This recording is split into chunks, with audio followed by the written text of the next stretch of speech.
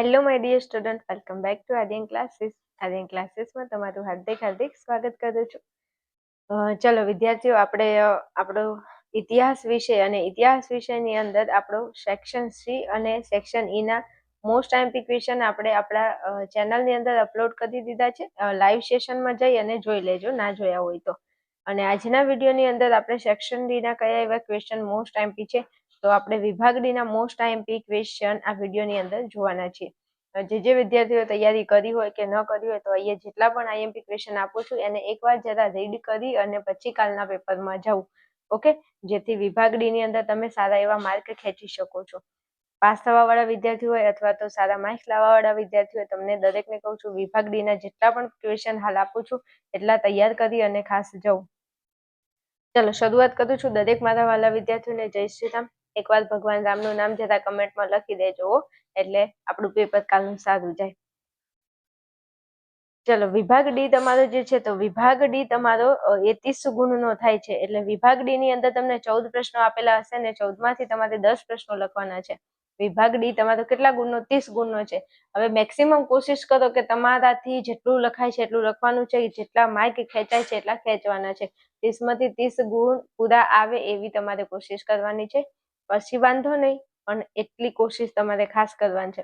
હવે કયા કયા એવા મોસ્ટ ઇમ્પોર્ટન્ટ ચેપ્ટર છે જે આપણે તૈયાર કરવાના છે, તો જે પાસ થવા વાળા વિદ્યાર્થીઓ છે એમને ખાસ જણાવી દઉં ભાઈ કે જે પાસ થવા વાળા વિદ્યાર્થીઓ હોય તમારે શું કરવાનું છે, તો કે જે ચેપ્ટરમાંથી બે પ્રશ્નો પૂછાય છે એ ચેપ્ટરને પહેલા તૈયાર કરવાના છે, અને પછી જે ચેપ્ટરમાંથી એક પ્રશ્ન પૂછાય છે પણ એ ચેપ્ટર સહેલું હોવું જોઈએ, સહેલું હોય એને પહેલા તૈયાર કરી લેવાનું છે. એટલે આ બે રીતે તમે વિભાગ ડી ની તૈયારી કરજો. ચલો સૌથી પહેલા આપણું ચેપ્ટર નંબર 1 છે, અને ચેપ્ટર 1 માંથી એક પ્રશ્ન પૂછાય છે. ચેપ્ટર 1 માંથી એક પ્રશ્ન પૂછાય છે, અને આ ચેપ્ટર માંથી જે પ્રશ્નો પૂછાય છે એકદમ સહેલા છે. થોડું જો વ્યવસ્થિત પ્રશ્નોને વાંચો તો તમને પ્રશ્નો આવડી જાય એવા છે. ચલો પ્રશ્ન નંબર 1 છે, બ્રિટિશ સિક્કાઓમાંથી પ્રાપ્ત થતો ઇતિહાસ સમજાવો. 20માં પૂછાઈ ગયો, 22માં પૂછાઈ ગયો, 23માં, 24માં, હવે 26માં પ્રશ્ન બેઠો કાલના પેપરમાં જોવા તમને મળી શકે છે. પછી મને કહેતા નહીં કે બેન તમે કીધું નહોતું હો. એટલે તૈયારી કરી લેજો કે બ્રિટિશ સિક્કાઓમાંથી પ્રાપ્ત થતો ઇતિહાસ સમજાવો. અને મોસ્ટ આઈએમપી ક્વેશ્ચન છે મારા વાલા આ બ્રિટિશ સિક્કાઓ, અથવા તમને બ્રિટિશ નો આપે સીધું એમ કે સિક્કાઓમાંથી પ્રાપ્ત થતો ઇતિહાસ સમજાવો, તો જવાબ એક જ આવે છે. એટલે પરીક્ષામાં કદાચ બ્રિટિશ નો આપેલું હોય ને તો હા ટેન્શન ન લેતા કે મારું બેટું બ્રિટિશ ક્યાં ગયું, એ ફરવા ગયું છે. તમને સીધું સિક્કા કીધું છે તો આ જ પ્રશ્નનો જવાબ આવશે. એટલે આ પ્રશ્નને પહેલા તૈયાર કરી લેજો. ચલો તેથી આગળ વધુ તો પ્રશ્ન નંબર આપણો 2 છે. ચાલો પ્રશ્ન 2 માં ભારતમાં પોર્ટુગીઝ ઇતિહાસને લગતી સાધન સામગ્રી પર નોંધ લખો. 19માં પૂછાઈ ગયો, 25માં પૂછાઈ ગયો, ફરી રિપીટ ન થાય પણ પ્રશ્ન તમને બતાવવા માટે લઈ લીધો છે. આ પ્રશ્નની છેલ્લે ટાઈમ હોય તો નજર કરજો આના ઉપર. પોર્ટુગીઝના ઇતિહાસને લગતી સાધન સામગ્રીની નોંધ લખવાની છે. 25માં પ્રશ્ન પૂછાઈ ગયો છે. ચલો પછી પ્રશ્ન નંબર 3 છે, ઇતિહાસની આધાર સામગ્રી તરીકે વર્તમાનપત્રો વિશે માહિતી આપો. 22મો પ્રશ્ન પૂછાઈ ગયો છે. સંભાવના ખરી કે કાલના પેપરમાં પ્રશ્ન રિપીટ થઈ શકે? હા, પણ મોસ્ટ ઇમ્પોર્ટન્ટ પહેલો પ્રશ્ન હતો, મેં તમને કીધું. ચલો પ્રશ્ન નંબર 4 છે, ઐતિહાસિક સાધન સામગ્રી વગર આપણે ઇતિહાસને જાણી શકતા નથી. આ વિધાન સમજાવો. મોસ્ટ આઈએમપી ક્વેશ્ચન છે, નમૂનામાં પણ આ પ્રશ્ન આપેલો છે. તો બધાની 4 પ્રશ્નો આપ્યા છે, 4 માંથી પહેલો એક કડકડાકટ કરી લો, બાકીના 3 પ્રશ્નો ખાસ રીડ કરી લેજો. ચલો પછી ચેપ્ટર 2 છે. ચેપ્ટર 2 માંથી કયા એવા ક્વેશ્ચન મોસ્ટ આઈએમપી છે, તો ચેપ્ટર 2 માંથી ભાઈ એક જ પ્રશ્ન પૂછાય છે. હા, પણ આ ચેપ્ટર છે આમ સહેલું, એકદમ સહેલું છે. તો આ પહેલું અને બીજું આ ચેપ્ટર તો તમારે તૈયાર કરી જ લેવાનું છે. એકદમ ઈઝી ચેપ્ટર છે, એટલા માટે કહું છું. ચલો પ્રશ્ન નંબર 1 છે, ટીપુ સુલતાનની આંતરિક નીતિ વિશે સમજાવો. 20માં પૂછાઈ ગયો, 23માં, 24માં, 26માં પૂછાઈ શકે 100%. આ ટીપુ સુલતાનની જે આંતરિક નીતિ છે એકદમ સહેલામાં સહેલી છે, આવડે એવી છે. પ્રશ્નને એકવાર વાંચી લેજો તો આવડી જશે. ચલો બીજો પ્રશ્ન છે, પાણીપતનું ત્રીજું યુદ્ધ વિશે માહિતી. 22માં પૂછાઈ ગયો, 26માં પૂછાઈ શકે 100%. મારા ગળાના હમસે પ્રશ્ન તૈયાર કરજો. અહેમદ શાહ અબ્દાલી વચ્ચે મરાઠા વચ્ચે આ યુદ્ધ થયું હતું, પાણીપતનું ત્રીજું યુદ્ધ, અને કાંઈ નથી યુદ્ધમાં થોડું વાંચવાનું છે. ચલો પછી બક્સરનું યુદ્ધ. આ બક્સરનું યુદ્ધ પણ મોસ્ટ આઈએમપી છે. મારા ગળાના હમસે તૈયાર કરી લેજો. બક્સરનું યુદ્ધ, પ્લાસીનું યુદ્ધ અને પાણીપતનું યુદ્ધ, આ 3 યુદ્ધને તો મૂકવાના જ નથી. એટલે કાલનું યુદ્ધ આપણું મતલબ કાલનું પેપર સારું જાય એના માટે યુદ્ધ તૈયાર કરી લેજો, બરોબર. તો બક્સરનું યુદ્ધની માહિતી પણ એકદમ સહેલી છે, શોર્ટ એન્ડ સ્વીટ છે, આપણે એવી છે મીર જાફર અને મીર કાસિમ અને અંગ્રેજો વચ્ચે જે ડખો થયો હતો ને ડખામાંથી પછી યુદ્ધ ચાલુ થયું હતું. પછી પ્રશ્ન નંબર 4 છે મરાઠી સત્તામાં ઉદય અને વિકાસ માટે નોંધ લખો. મરાઠી સત્તાનો ઉદય ને વિકાસ કેવી રીતે થયો તો મરાઠી સત્તા કેવી રીતે અસ્તિત્વમાં આવી છે એના વિશે નોંધ લખવાની છે. ચલો પછી પ્રશ્ન ચેપ્ટર આપણું 3 છે, પ્રશ્ન આપણો 1 છે. એક જ પ્રશ્ન પૂછાય છે ચેપ્ટર 3 માંથી. આમ જોવા જઈએ તો આ ચેપ્ટર પણ સહેલું છે, ડેલહાઉસી વિશેનું ને અંગ્રેજોનું ચેપ્ટર છે, પણ આમ સહેલું છે, વાંચો તો. પ્રશ્ન નંબર 1 છે ડેલહાઉસીની ખાલસા નીતિ સમજાવો. આ ખાલસા નીતિ ખૂબ એટલે ખૂબ જ પૂછાય છે કે જો કા સીમાં હશે કા ડીમાં હશે, પણ આ ખાલસા નીતિ પૂછાય છે ખૂબ, એટલે તૈયાર કરી લેજો. ચલો પછી જો આ અહીંયા નીચે આપેલું છે ખાલસા નીતિ 22 માં પૂછાઈ ગઈ, 24 માં પૂછાઈ ગઈ, 26 માં 100% રિપીટ થવાની સંભાવના છે. મારે કેવું ન પડે, તૈયાર કરી લેજો ખાલસા નીતિ ખાસ. હવે અથવામાં તમને પ્રશ્ન આપેલો છે કે ડેલહાઉસીએ રાજાઓનો કયો અધિકાર નામંજૂર કર્યો હતો. આ માર્ચ 20 માં પૂછાઈ ગયું. એટલે ડેલહાઉસીની ખાલસા નીતિ પૂછાય તોય જવાબ એ જ આવે, અને ડેલહાઉસીએ રાજાઓના કયા અધિકારો નાબૂદ કર્યા હતા, નામંજૂર કર્યા હતા, તોય જવાબ એક જ આવે છે. એને ખબર છે ને ઓલું દત્તક પુત્ર ના લેવાનું ને ઘણા બધા પછી રાજ્યનો કોઈ વારસ ના હોય તો એ પછી એ રાજ્યને ખાલસા કરી દેતો હતો. પછી કોઈ એવો શાસક હોય જેનામાં અસમર્થતા હોય તો એને ખાલસા કરી લેતો હતો. એટલે ઘણા બધા 3-4 પોઈન્ટ લખો આની અંદર. પ્રશ્ન સહેલો છે, એકવાર જોજો. ચલો પછી પ્રશ્ન નંબર 2 છે પ્લાસીના યુદ્ધનું ભારતના ઇતિહાસમાં શું સ્થાન અને મહત્વ છે. આ પ્લાસીનું યુદ્ધ તમને જો હું તમને કહી દઉં ભાઈ કે પ્લાસીનું યુદ્ધ તમને દેખાય પછી પાછળ ગમે તે વિધાન આપ્યું હોય તો તમારે પ્લાસીના યુદ્ધ વિશે લખીને આવી જવાનું છે, બીજી કોઈ વાત નહીં.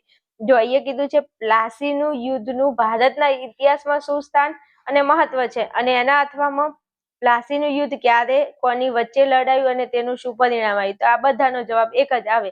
એટલે પ્લાસીનું યુદ્ધ કે તો જવાબ એક જ સેમ ટુ સેમ. એટલે પ્લાસીનું યુદ્ધ, બક્સરનું યુદ્ધ ને પાણીપતનું યુદ્ધ, આ 3 યુદ્ધ તો તમે તૈયાર કરી જ લેજો ખાસ એટલે ખાસ.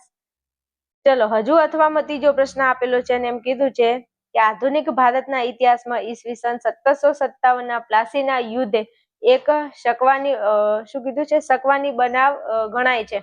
શાથી? પ્લાસીનું યુદ્ધ આ બનાવ ગણાય છે શકવાની. શા માટે? તો આ પણ પ્રશ્ન, એટલે પ્લાસીનું યુદ્ધ આવ્યું એટલે તમારે જવાબ એક જ લખવાનો થાય. 3 રીતે તમને પ્રશ્ન અલગ અલગ પૂછાય, જવાબ એક જ છે તો યાદ રાખી લેજો પ્લાસીનું યુદ્ધ. ચલો 3 માં બંગાળમાં દ્વિમુખી વહીવટી તંત્ર વિશે માહિતી આપો. આ પ્રશ્ન 25 માં પૂછાઈ ગયો, ફરી રિપીટ થાય કે ન થાય નજર કરવી હોય તો આ પ્રશ્ન ઉપર એકવાર કરી લેજો, બાકી ઉપરના પ્રશ્નો ખાસ તૈયાર કરી લેજો. ચલો પછી ચેપ્ટર 6 ઉપર આગળ વધીએ છીએ. ચેપ્ટર 6 માંથી ભાઈ 2 પ્રશ્નો પૂછાય છે. 2 પ્રશ્નો પૂછાતા હોય ચેપ્ટરને બિલકુલ મૂકવાનું થતું નથી, ખાસ પ્રશ્નો એમાંથી તૈયાર કરશો.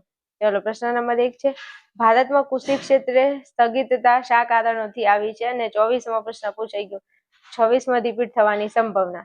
ભારતમાં કૃષિ ક્ષેત્રે સ્થગિતતા શા કારણોથી આવી છે. ચલો તેથી આગળ વધું છું. તો બ્રિટિશ કાલીન ભારતમાં કયા પ્રકારના ઉદ્યોગોનો આધુનિક ઉદ્યોગો ક્યાં શરૂ થયા હતા. 1924માં પૂછાઈ ગયું. બ્રિટિશ કાલીન જ્યારે અંગ્રેજો ભારતમાં હતા ત્યારે ભારતમાં કયા પ્રકારના આધુનિક ઉદ્યોગો કઈ જગ્યાએ શરૂ થયા હતા એ લખવાનું છે. 24નો છે રિપીટ થઈ શકે છે. ચલો પછી કાયમી જમાબંધી વિશે નોંધ લખો. 25માં પૂછાઈ ગયો છે, ખાલી નજરમાં રાખજો પ્રશ્ન. કાયમી જમાબંધી જેવો કોઈ પ્રશ્ન આવે છે એવું તમને ખબર હોવી જોઈએ. ચલો પછી ચોથો પ્રશ્ન છે કંપનીના શાસનની પરંપરાગત અર્થવ્યવસ્થા પર શું અસર થઈ છે. 25માં પૂછાઈ ગયો, રિપીટ નહીં થાય પણ એકવાર જોવો હોય તો નજરમાં રાખજો. ચલો 5માં કીધું છે એક વખતનું સમૃદ્ધ બંગાળ કંગાળ અને ગરીબ કઈ રીતે બન્યું. આ નમૂનામાં પ્રશ્ન આપેલો છે, મોસ્ટ એમપી છે, મારે કેવું ન પડે, તૈયાર કરી લેજો, ખાસ તૈયાર કરી લેજો 5મો પ્રશ્ન. ચલો પછી પ્રશ્ન નંબર 6 ભારતના હુનર નહીં આવે, હુનર આવશે. હુનર ઉદ્યોગના વિનાશ માટે અંગ્રેજોએ શું કર્યું છે. તો માર્ચ 23માં પૂછાઈ ગયું છે, 26માં રિપીટ થવાની પૂરેપૂરી સંભાવના છે, તૈયાર કરજો, મારા ગળાના હમશે હો. કે ભારતના હુનર ઉદ્યોગના વિનાશ, આપણા ભારતના જે ઉદ્યોગો હતા ને એનો વિનાશ કરવા માટે અંગ્રેજોએ ઘણા બધા કહેવાય ને કે બહુ બધા પેટલા કર્યા હતા, ઘણું બધું એમને કર્યું છે, એના વિશે લખવાનું છે. પછી અંગ્રેજી સરકારના પોલીસ તંત્રની રૂપરેખા. હવે આ સી માં પૂછાય છે ને કા ડી માં પૂછાય છે, તો આ પોલીસ તંત્રની રૂપરેખા એકવાર જોઈ લેજો તમે લોકો. ચલો પછી આગળ વધુ તો ચેપ્ટર 10 માંથી ભાઈ એક પ્રશ્ન પૂછાય છે. ચેપ્ટર 10 માંથી એમાં પહેલો પ્રશ્ન છે ભારત પાકિસ્તાનના સંબંધો વિશે નોંધ લખો. સંબંધ જોજો ભારત અને પાકિસ્તાનના સારા નથી, યુદ્ધો થાય છે બસ. તો કેટલા? ત્રણ યુદ્ધો થયેલા છે આપણા ટેક્સ્ટ બુક પ્રમાણે. એ યુદ્ધ વિશે લખવાનું છે તમારે. એટલે 24 નો છે, 26 માં રિપીટ થઈ શકે, ધ્યાનમાં રાખજો. ચલો પછી ભારતમાં આર્થિક આયોજનના મુખ્ય ઉદ્દેશો. આ ઉદ્દેશો એકવાર જોઈ લેજો. કા સી માં પૂછી શકે, ડી માં પૂછી શકે. 25 નો છે, રિપીટ થઈ શકે છો. હા, તૈયાર કરજો. ચલો પછી 3 માં હરિયાળી ક્રાંતિ વિશે નોંધ લખો. નમૂનાનો પ્રશ્ન છે ને મોસ્ટ આઈપી છે. હરિયાળી ક્રાંતિ આમ પણ પૂછાય એવો પ્રશ્ન છે, તો તૈયાર કરી લેજો. ચલો 4 માં સ્વતંત્ર ભારતમાં શિક્ષણનો વિકાસ વર્ણવો. 22 માં પૂછાઈ ગયો છે, રિપીટ થઈ શકે છે. ચલો 5 માં અણુ સંશોધન ક્ષેત્રે સાધેલી વિકાસ. ભારતની અંદર અણુ સંશોધન ક્ષેત્રે કયો વિકાસ થયેલો છે એના વિશેની ચર્ચા તમારે કરવાની છે. 2 પ્રશ્નો, એક પ્રશ્ન પૂછાય છે ને આમાંથી, આ એક પ્રશ્ન પૂછાય છે. તો 25 ના છોડી અને 25 ના સાઈડમાં રાખીને બીજા તૈયાર ખાસ કરી લેજો. ચલો પછી 11મું ચેપ્ટર છે ભાઈ. 2 પ્રશ્નો પૂછાય છે. તો 11મા ચેપ્ટરના 2 પ્રશ્નો છે, એનો મતલબ એવો છે કે આ ચેપ્ટરને આપણે બિલકુલ મૂકવાનું થતું નથી. જેટલા પ્રશ્નો, એવું નથી કહેતી કે આખું ચેપ્ટર, જેટલા પ્રશ્નો મેક્સિમમ આવડે છે તૈયાર કરી લો એટલે આપણું કામ પૂરું થાય એમ. ચલો 1માં કીધું છે પ્રતિધર્મ સુધારણા વિશે ટૂંકમાં જણાવો. માર્ચ 23 અને 24 માં પ્રશ્ન પૂછાઈ ગયો. ફરીથી રિપીટ થઈ શકે 100%. પ્રતિધર્મ સુધારણા વિશે ટૂંક નોંધ. અને પ્રતિધર્મ સુધારણા એકદમ ઈઝી ટોપિક છે, એકવાર વાંચો ને તો આવડી જાય એવું. ચલો 2 માં છે ફ્રેન્ચ ક્રાંતિના પરિણામો જણાવો. ફ્રેન્ચમાં જે ક્રાંતિ થઈ હતી એનું શું પરિણામ આવ્યું છે. 23 અને 24 માં પૂછાય છે, ફરી રિપીટ થઈ શકે. ચલો પછી નવ જાગૃતિ માટે કયા પરિબળો જવાબદાર હતા. આ પ્રશ્ન નમૂનામાં આપેલો હતો 23-24 માં, એટલે નજરમાં રાખજો આ પ્રશ્નને. નવ જાગૃતિ માટેના પરિબળો. અને નવ જાગૃતિની વ્યાખ્યા એકદમ સહેલી છે, એના પરિબળો આવડે એવા છે, તે એકવાર જરા ધ્યાનમાં રાખજો. ચલો પછી નવ જાગૃતિ કાળમાં ભૌગોલિક શોધખોળો વિશે જણાવો. આ ભાઈ ભૌગોલિક શોધખોળો એકદમ ઈઝી ટોપિક છે, ખાલી 3-4 મુદ્દા આવે છે સારા એવા મજાના. એકવાર નજર કરી લેજો. લાગે ને એવું તો જો તમારી જો અપેક્ષિત હોય કે નવનીત કે જે બી હોય, પણ એક વાર છે ને તો બાજુમાં તમારી ટેક્સ્ટ બુક એ રાખજો, એમાં એકદમ ઈઝી પડશે ને. આમ બી ઈઝી જ છે ટોપિક, એકવાર જોજો. ચલો પછી ધર્મ સુધારણા વિશે વિસ્તૃત વર્ણન કરો. 25માં અને નમૂના પ્રશ્ન હતો. ધર્મ સુધારણા, આ પણ સહેલો ટોપિક છે, ધર્મ સુધારણા વાળો, પણ 25માં પૂછાઈ ગયો છે, ધ્યાનમાં રાખજો હોય તો એકવાર જોજો. ચલો બોસ્ટન ટી પાર્ટીનો બનાવ સમજાવો. આ બોસ્ટન ટી પાર્ટી પૂછાઈ શકે એવો પ્રશ્ન છે. બોસ્ટન ટી પાર્ટીનો બનાવ એકવાર જોઈ લેજો પ્રશ્નને. અને અહીંયા જે છે ને, તો એકચ્યુઅલી વાત કરું તો આપણો જે આ પ્રશ્ન છે ઇતિહાસ, તો ઇતિહાસ કહાનીઓનો વિષય છે એવું કહું તો ચાલે. થોડી કહાનીઓ લખવાની હોય છે, પણ કહાની લખવાની એના ઓરિએન્ટેડ, એના રિલેટેડ કહાની લખવાની. પછી તમે એક રાજા હતો, એક રાણી હતી, પછી આવું થયું હતું, પછી આવું થયું હતું, એમ લખો તો મજા ન આવે. હા, એટલે ખાસ.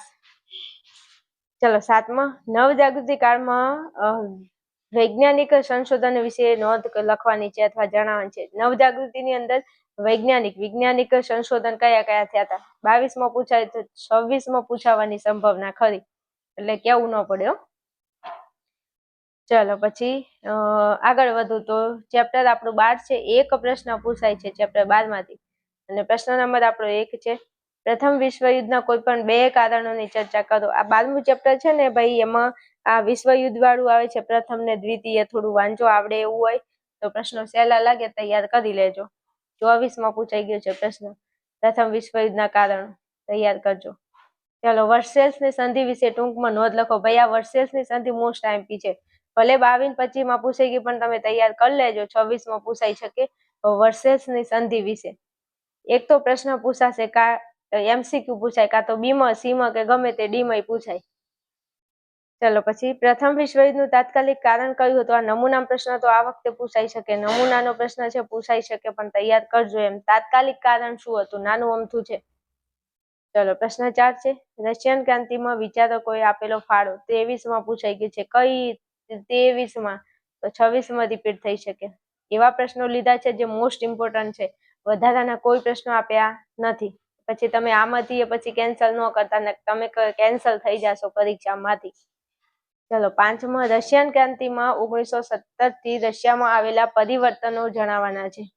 રશિયાની અંદર કયા કયા પરિવર્તનો આવેલા છે એના વિશે તમારે જણાવવાનું છે. ચાલો પછી ચેપ્ટર 15 જોઈ લઈએ. 15 માંથી એક પ્રશ્ન પૂછાય છે. 15મું ચેપ્ટર ઈઝી લાગે તો કરજો, નહીં તો બીજા છે. પ્રશ્નો વાંચવાના, પ્રશ્નો ઈઝી પડે તૈયાર કરવાના. ચેપ્ટર ઉપર ફોકસ નહીં, પ્રશ્નો ઉપર ફોકસ કરજો. જે પ્રશ્નો સહેલા લાગે ને એ ખાસ તૈયાર કરજો, પછી ચેપ્ટર ગમે તે હોય. ચલો પછી બાંડુંગ પરિષદ વિશે માહિતી આપો. 24માં પૂછાઈ ગયો, 26માં પૂછાઈ શકે. 55માં છે નાટો કરાર. અરે અહીંયા કેમ ક્રમ નથી આપે, પહેલો બીજો. ચલો આ ભાઈ 25નો પ્રશ્ન પૂછાઈ ગયેલો છે, પણ વાંધો નહીં, 25નો છે, ફરી રિપીટ નહીં થાય. ચલો પછી બિન જોડાણવાદ વિશે સમજાવો. 23માં પૂછાઈ ગયો, નમૂનામાં પ્રશ્ન આપેલો છે તો પૂછાઈ શકે, ધ્યાનમાં રાખજો.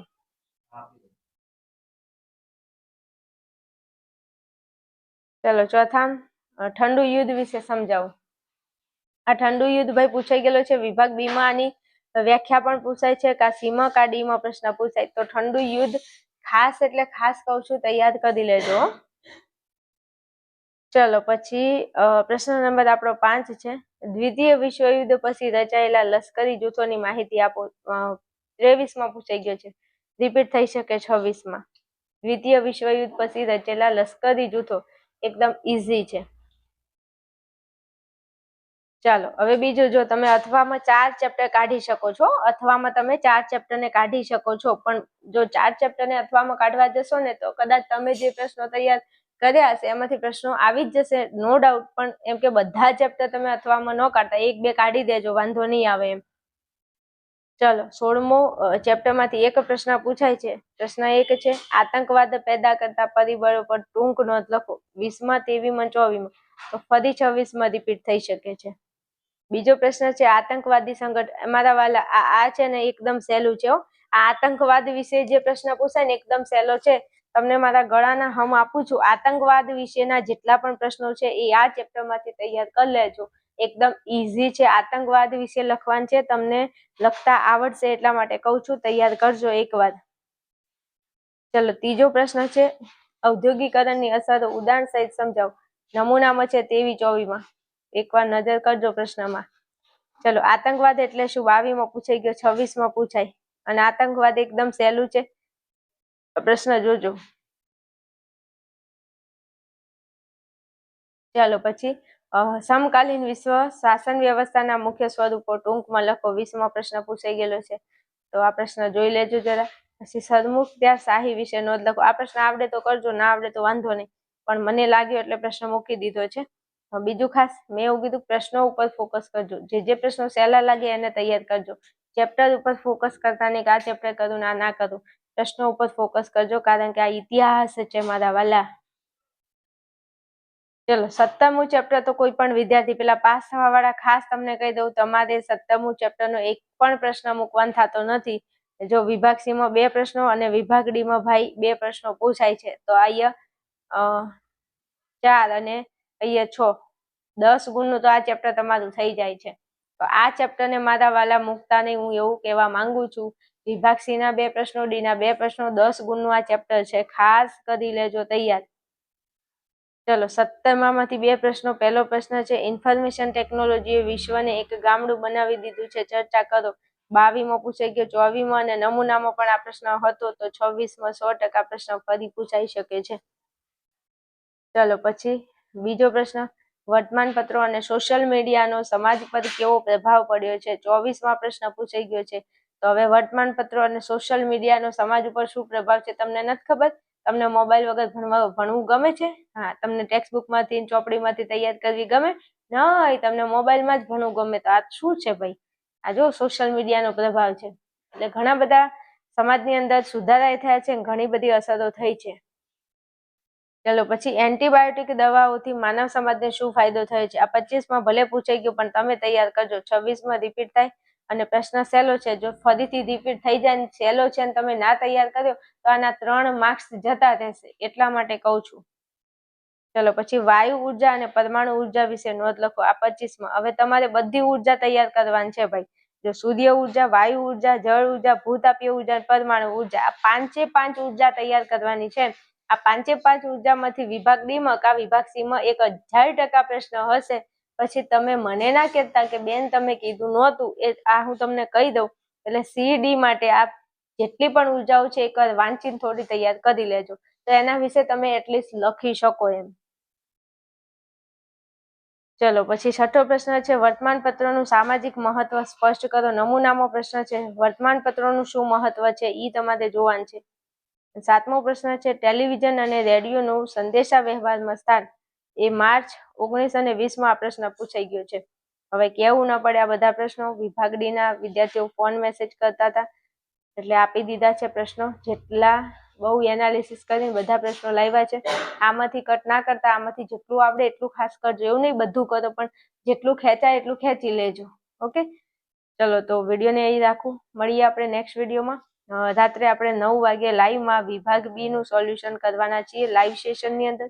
તો કેવું ન પડે મારા વાલાઓ, રાત્રે 9 વાગે લાઈવ સેશનમાં આવી જજો વિભાગ બી નું સોલ્યુશન કરવા માટે. ઓકે, ચાલો વિડીયોને અહીંયા રાખું છું. મળીએ આપણે 9 વાગે. ત્યાં સુધી જય શ્રી રામ.